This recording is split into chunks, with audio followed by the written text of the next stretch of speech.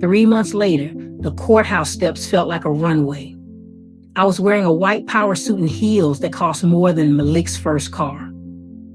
Inside that courtroom, Malik looked like a shell of the man I used to know. No silk shirts today.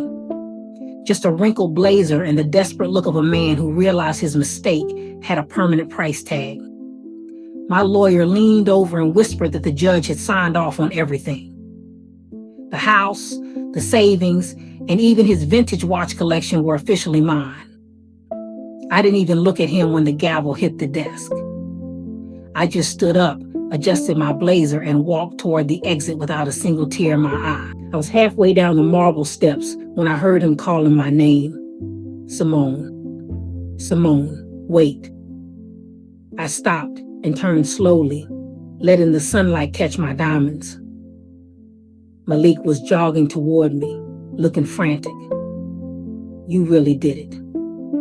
He panted, searching my face for a hint of the woman who used to forgive him for everything. You really took it all. I have nowhere to go, Simone. Brianna left the moment the money stopped flowing. I let out a soft, melodic laugh that echoed through the plaza. Funny how that works, isn't it? I asked, tilting my head. Loyalty is a luxury you couldn't afford, Malik. And Brianna was never an investment. She was just a bad debt. He reached out to touch my arm, but I stepped back before he could even make contact. I'm sorry, Simone. Can't we just talk about the firm? My partner says you're liquidating my shares. I smiled, and it was the coldest smile he'd ever seen. Correction, I already liquidated them. I donated the proceeds to a scholarship fund for young women who actually want to build something real. His face twisted in a mix of shock and agony. That was my life's work. No, Malik, I said, stepping closer so only he could hear me. That was my life's work. I was the one who stayed up late editing your briefs and the one who networked with the partners while you were networking in Savannah. I reached into my bag and pulled out a single crisp $1 bill. I tucked the dollar into his breast pocket and patted it twice. That's for a bus pass. I heard your mother's Buick finally gave out on her.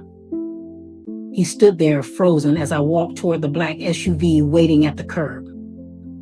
Andre was in the driver's seat, grinning from ear to ear. I climbed in, settled into the leather seat, and looked at Malik one last time through the tinted glass. He looked so small standing on those steps. A man who had everything and threw it away for a weekend in Georgia. As we pulled away, I felt lighter than I had in years. The past was in the rearview mirror, and the road ahead looked beautiful. Where to, sis? Andre asked. I leaned back and closed my eyes. To the airport, Andre. I think it's time I took a trip to Savannah just to see what all the fuss was about. And this time, I'm paying with my own damn money. And that, family, is how you close a chapter. He thought he was the architect, but he forgot who laid the foundation. Now I need to know your thoughts on part 2. Was the $1 bill too petty, or was it just right? What would your exit outfit look like? Tell me in the comments. Make sure you're following for the next story because Simone is officially living her best life. Peace, love, and keep your receipts.